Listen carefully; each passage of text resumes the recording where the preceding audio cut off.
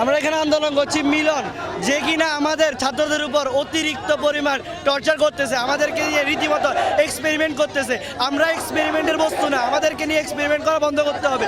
ছাত্ররা, আমাদের ভাইরা, যেখানে চট্টগ্রামের মতো এত ভয়াবহ বন্যা হইতেছে, ঢাকার মতো কুমিল্লার মতো জায়গায় যেখানে জলবদ্ধতা সৃষ্টি হয়েছে, ওইখানে ছাত্ররা হাঁটু পরিমাণ, কোমর পরিমাণ পানিতে সাঁতরাই যেখানে পরীক্ষা দিয়ে যাইতেছে, এটাই কোনো পরীক্ষা দেওয়ার মতো সিচুয়েশন?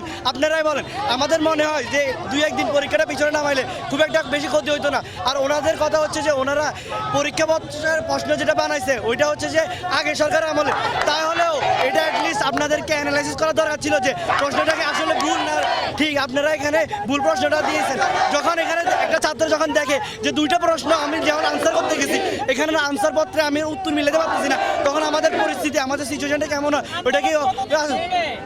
যতক্ষণ পর্যন্ত তারা মিলন স্যার সবাইকে এই জিনিসটা আশ্বাস দিতে পারবে যে ওনার আসলে ভুল হয়েছে, উনি সবাইকে সবার কাছে মাপ চাইবে, ততক্ষণ এই আন্দোলন কখনোই বন্ধ হবে না।